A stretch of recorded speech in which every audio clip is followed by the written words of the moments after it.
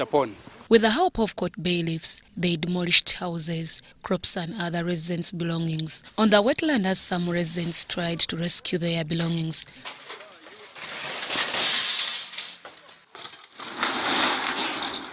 Residents claim to have land titles. Where are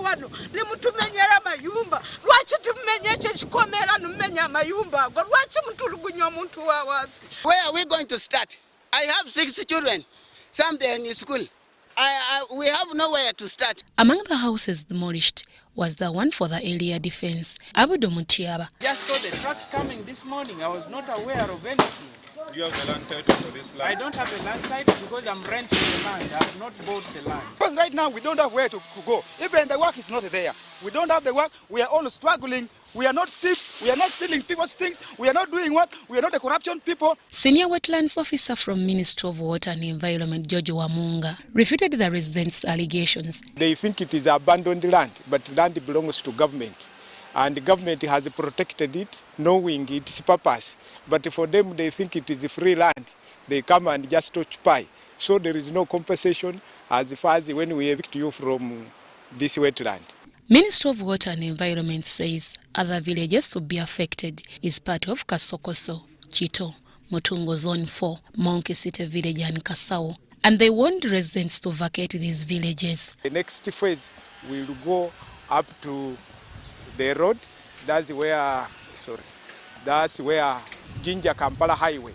Then the other phase will handle Banda and the other area around up to the lower Minister's Village. Working with the other stakeholders, we are telling these people that if you are still within our boundaries, which we have, which are clear, they should start planning to leave.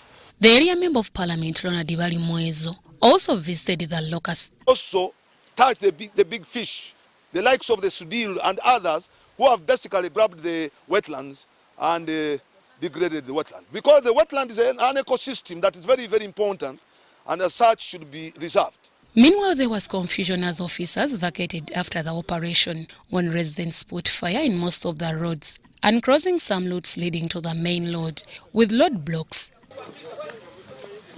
Deborah Namamonde, UBC News.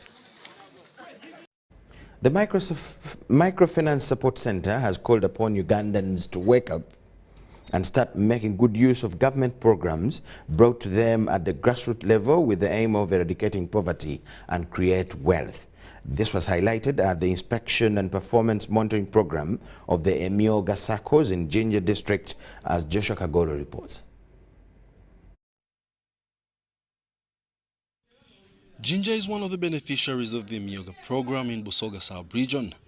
While speaking to SACCO members, the state minister in charge of microfinance warned residents of Jinja who do not make sense of the government programs and urged them to take wealth as a compulsory task. Government ya Uganda ekulemerwa General Yoweri Kaguta Museveni buhabulwa erese programu nyingi nnyo okukulaakulanya abantu nemmwe bantu mmwe nga muzonoona kakati ku mulundi guno kumpaka kumbyampaka byaki tewakyaliwo okwesalirawo okugaggawala. According to some leaders, people managing the Emyoga program at the district level must be supervised as well in order to avoid resource diversion to their relatives and families, a vice which is killing the presidential initiative to uplift the living standards of poor Ugandans. President yaleeta Emyoga kino okuyamba omuntu oli asika kabalagala atunda ennyaanya bulijjo okuwulira ng'osomesa naye bwe twatuuka eno abamu ne balondamu abagagga data miliyoni tukuwe bweziti data kino tuziwe bali abantu beyaleetera ssente ne babeera marginalized ne babavaako. Tuli kusaba you empower nga bwe tulina RDC waife ono okusomesa kuno kwike once ku parish level abantu baife banje bakola ki bali era nze mutebye okwogera ng'omwogezi ntire munaka minisita alina kuntola ku mulimu gwange kubanga alambulwire bulungi ekibalo twabonanga really tulibagaiga every day. However, a section of organized business people in one of the 3 constituencies decried selfish local government officials at the sub-county level who put the government in bad light through fraud and embezzlement of funds. Omu ku bakulembeze abo abaaliwo nga babawandiikisa taliiwo kati ye taliiwo kuba yabikola ko taliiwo. Kitegeeza oyo muntu si mukulembeze. Tumanyi naye twali tumanyi nga mukulembeze mulanga era akola. Kati gwe mwewandikisa ku oyo muntu ne mwa sente oyo muntu bwe mwali temumanyi nti mukulembeze tolaba nti awo waliwo ensobi nammwe kati lwaki temwasooka kwetegereza. Mukulembeze naye akasagadde kumwogera mannya. Naye twamulanga mukulembeze alina omulimu gwakola naye mu gavumenti. With 54 SACCOs, Jinja District received total seed capital of 1.68 billion shillings, savings of 662,218,890 shillings, loans withheld by members at 2.2 billion shillings, while shared capital mobilized at 25,750,000 shillings. Wadulo Makanold, Kagoro Joshua, UBC News, in Jinja.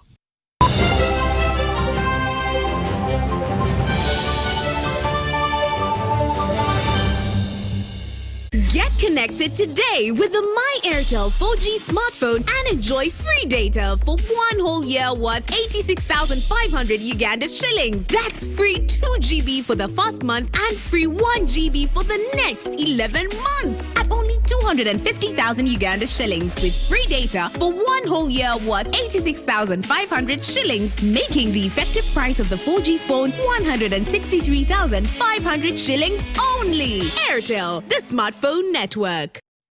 Fun is our flavor. When we're together, the vibe is pretty alright. Our taste is fruity awesome. We are Uganda's #1 fruity refreshment. Enjoy Mirinda Fruity, Uganda's #1 fruity refreshment.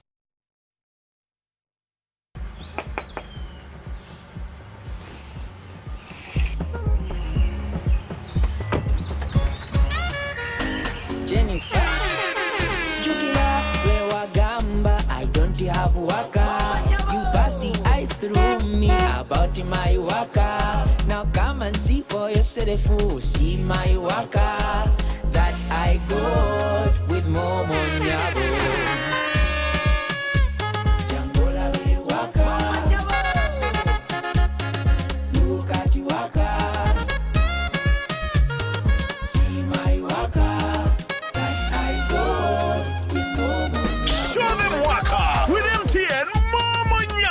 Simply deposit 20K or more on your mobile money for a chance to win 3 Toyota Succeeds and money to 2,000 lucky winners every week. We're giving away 24 cars and over 2 billion shillings of mobile money.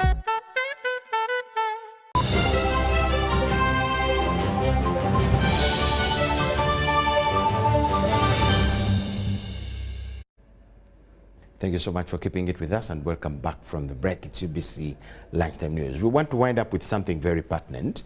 We want to talk about issues to do with collective investment schemes.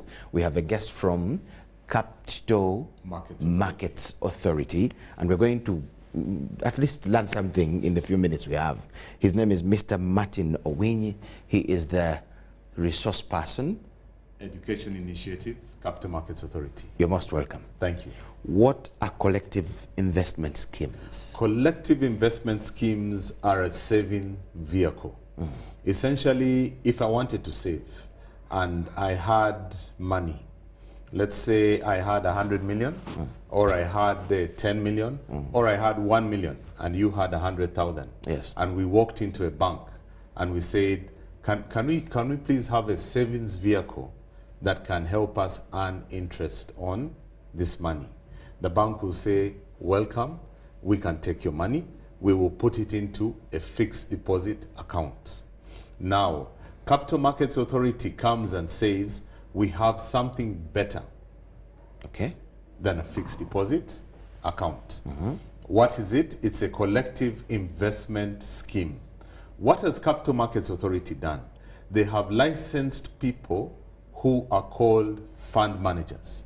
These fund managers stand up and tell you, we have a savings vehicle. This savings vehicle will give you a very good interest rate. How? What we do is we collect investments How do we collect these investments? For example, they'll say we collect treasury bills and treasury bonds from the government and put them into a pool. Now, what's the advantage of that? They're saying that this pool that we have put together for you is able to give you a return and interest in the range of 10 to 11% per annum. Now, most Ugandans will say, I'm used to 2% on my account, I'm used to 3%. If I'm lucky, I get a 4%. But these fund managers, by doing this collective investment scheme and putting together the pool, what they in essence do is break that pool into units. Okay. Now, when they have broken it into units, they'll say, did you say you have 100,000? Did you say you had 1 million? Bring that 100,000 and buy 1 unit. Okay. When you buy that unit, you earn an interest on that unit. And when you're done and you say, give me back my 100,000, they'll be saying, here is your 100,000 plus the interest you have earned. And exactly. at a particular time. Yes, so if you trust us, give us your unit. Hence the name, a collective investment scheme is equal to a unit trust scheme. Why should anyone invest in collective investment schemes? Why should anyone invest in collective investment schemes? One, you're looking for a return on your investment. Now, what happens is many times if you check in people's mobile phones, if you check in people's pockets, if you check in people's mattresses, there's money there. Yes. You get the idea. But it has no return. It has no return. You know, you talk about, even in the Bible days, they would say that over time, money loses value. So yes, it's under your mattress, but what is static? Yes. 10,000 today cannot do what 10,000 is going to do tomorrow. It will do more today than tomorrow. Yes. You get the idea. Time value of money, the parable of the talents. You lose value over time. So at the end of the day, if you invest in a collective investment scheme, you are able to say, my 100,000 today, my 1 million today, can it do what I want it to do tomorrow? Yes, if you're getting a return on it. Two, you're also looking for the opportunity to say, can I get a professional person to handle this return so that the return I'm getting is commensurate to what I want to do tomorrow? Is it for people that have bigger amounts of money, or anyone can go for it? That's why I kept saying if you have 100,000. Okay. Yeah. If you have as little as 100,000, 50,000, you can actually invest and buy a unit trust. Okay. Okay. So further to that, if you have an investment club, if you have a circle, if you have an office that says, okay, we want to use this money tomorrow, but where do we keep it? Keep it in a collective investment scheme.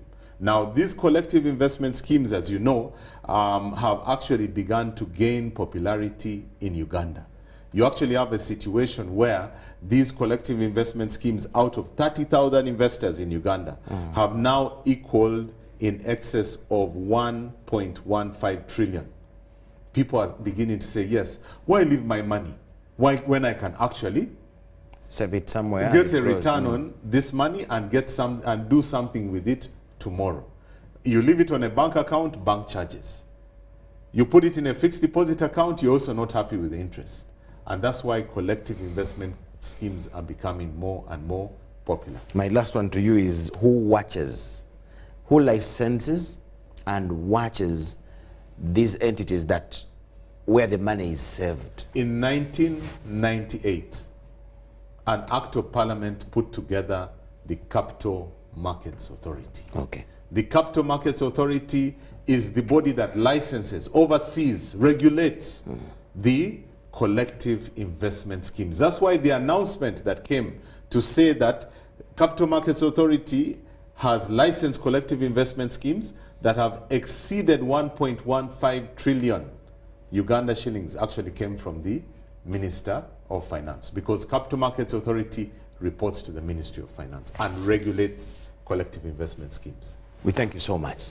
Very short but very resourceful. Thank you. Thank you so much. Yes. His name is Mr. Owiny Martin. He is the resource person Education Initiative. Yes, at the Capital Markets Authority. Thank you so much, sir. Thank you too. That is all we had for you this afternoon. My name is Michael Jordan Lukomo. Enjoy the rest of the day.